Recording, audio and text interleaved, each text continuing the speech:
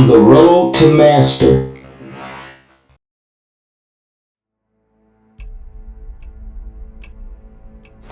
In this video, I'm going to touch on some very important points, and it's important for you who want to excel and go on to higher levels in your chess career. Playing on a professional level is another ball game.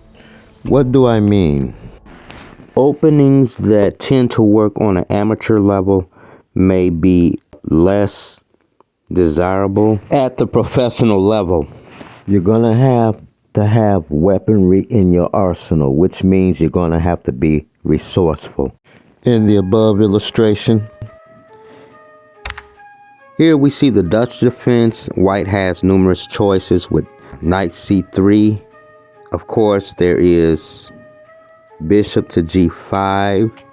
That is another option for white here. And the idea is that after pawn to h6, kicking the bishop retreats to h4, and then there's g5, and then white has e4. Taking the bishop will lead to checkmate. So black does not want to fall into that trap. And then there is the move pawn to g3. And if you looked at games, you will see that a whole lot of top players or world competitors, they choose the move g3. And then there are times when you'll see the knight being developed to h3. And this depends on the system that black chooses. And this is one possible continuation. And then white has the move e4, the freeing move e2 to e4. The knight and the bishop defends the pawn on e4. And maybe the idea is knight g5. The knight can always go back to f3. But just simply go with the standard move knight to f3.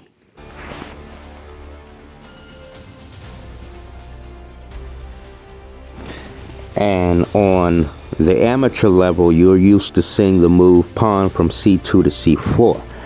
A resourceful opponent will know that maybe it's a good idea to hold off on playing c2 to c4. Why? Because after bishop b4 check, white has the move pawn to c3, kicking the bishop. And then after the bishop retreats, white can continue development and the continuation. Now you see white plays the pawn to c4, and the bishop on e7 is locked behind the pawn on d6. Now it's time to go to the monastery, and we're going to go inside and watch two monks who are masters, chess masters, and see how they play.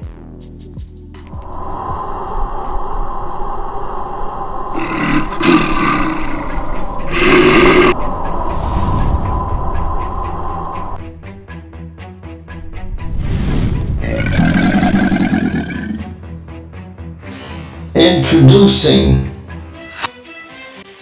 In this episode, training and preparing high-level competitive chess.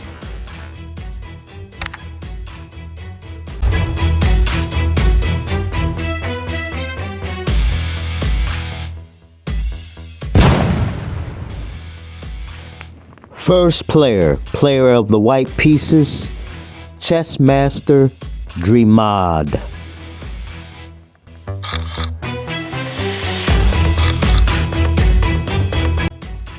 Second player, first defense, chess master Kel Sang.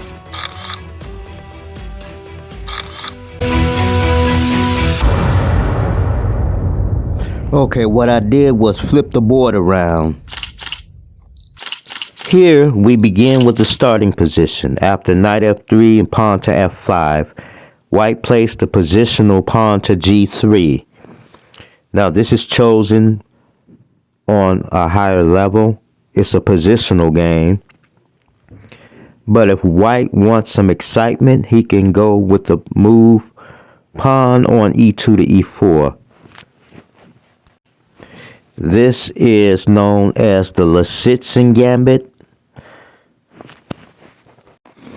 Black accepts the gambit, and now white gets a strong attack after the follow-up. Knight to g5, hitting the pawn, and then after the pawn is defended with d5, pawn to d5, then white can continue with pawn to d3, adding more pressure to the pawn on e4. So the pawn is now defended with d5, and after d5, the continuation here for white is pawn to d3, and after pawn to d3, the move is queen to d6. And what this does is the queen has access to b4, can deliver check, and from b4, the queen also covers the e4 square. Therefore, white adds another attacker. Knight to c3. Knight c3 adds more pressure to black's pawn on e4. So black says, okay, you're attacking my pawn, well, I'll just kick your knight with h6. White has the resourceful knight to b5 move. And this is what makes this gambit so exciting. Knight to b5. And now the move here is queen to c6. Now, we're going to go back and look at the move queen to b4 check. So we have queen to c6, and white captures on e4 finally. And here we have pawn on h6 captures the knight on g5. This is a very aggressive gambit. White has to continue attacking. Pawn on e takes pawn on d5. And now queen to b6. Following this is bishop to e3, hitting the queen again with tempo. The reply here is pawn to c5, blocking the range of the bishop. And after c5, you do not capture en passant, but rather play the pawn to d6. And the idea is that black will take on d6, and this will open up the e-file, or the pathway to the king that's still sitting on e8. In the meantime, white uses the opportunity to develop the king side and prepare castling. And black did take on d6 and bishop to c4. Let's go back and look at queen b4 check. So we're going to go back to the starting position. This is the starting position.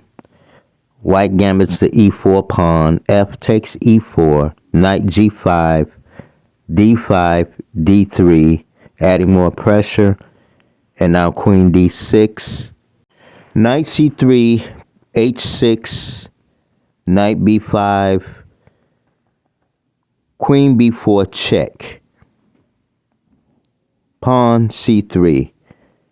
If the queen captures the knight on b5, the move is queen h5 check. If the king goes to d8, then knight f7 will pick the rook up on h8. So the move here is king to d7 instead. King d7, queen g4 check, king d8, knight f7 check, king e8, and now queen g6. And the follow-up for black is queen b6, offering the queen trade. Knight takes h8, queen takes g6, and knight recaptures on g6. Bishop f5, and white just continues to trade down. You can go back over this later and put it in your engine. But for now, we're just going to get back to the game. Okay. Knight f3, f5, pawn to g3. Knight f6, bishop g2, d6, d4. In this line, you will see white refrain from pushing the c-pawn. Why? b3, bishop g7, bishop b2. Well, if you haven't guessed yet, it's because white has another plan in mind. And now knight to c6. Knight c4. Attention is on the e5 square. Queen e8. A common move you'll see in the Dutch defense. And now pawn d5. Now a player who has good positional awareness may see this as a strategical error, pushing the pawn all the way to d5. Now black just adds more pressure to white's d-pawn by playing c6. D takes c6, b c6, and now black has a preponderance of pawns in the center. Kingside castle, rook b8. Now notice that this game was about play in the center and on the queen side. And this is because white chose the positional g3.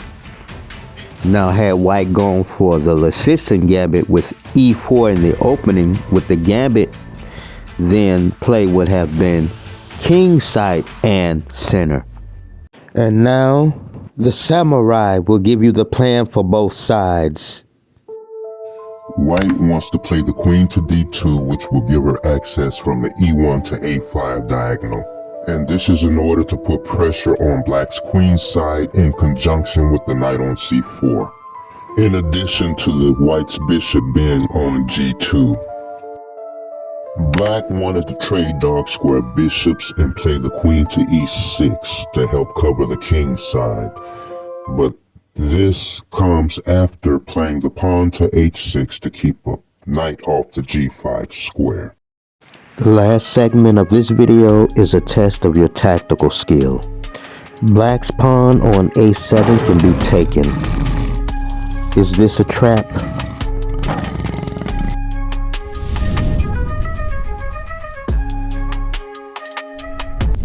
This is why masters and top competitors choose the positional move, is because they know that they can still catch their opponent by surprise.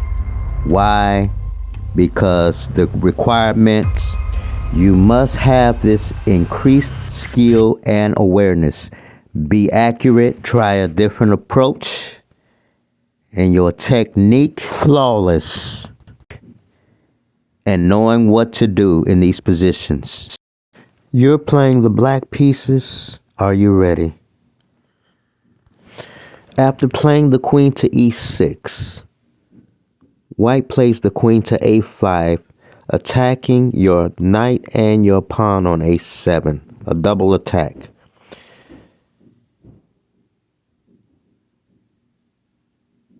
So, you play the knight to d5. Now, if queen captures your pawn on a7, what do you do in this position? You may pause the video, and then when you're ready, unpause for the solution.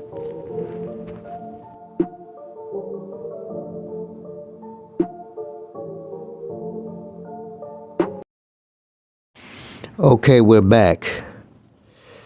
Queen captures a7, knight on e to c3. This attacks both the rook on d1 and then pawn on e2. So white plays the rook over to e1 in order to cover the e2 pawn.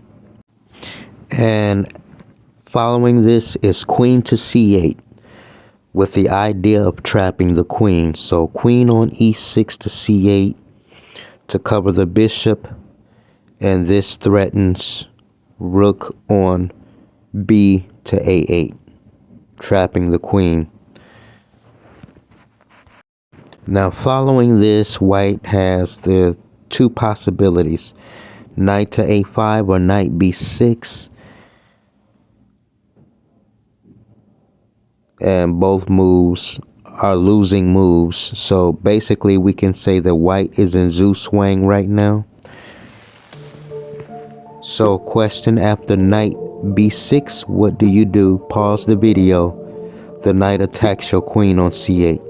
Okay, we're back. The answer is capture the knight first, and after the queen recaptures, bishop takes knight on f3, and at the same time this unleashes a discovered attack on the queen on b6. So bishop captures f3 and black wins a piece. This time we're gonna look at a different option for white. So the move is queen to c8, covering the bishop and the rook. And here white plays the knight to a5, and this hits your bishop on b7. Pause the video, and when you're ready, unpause for the solution.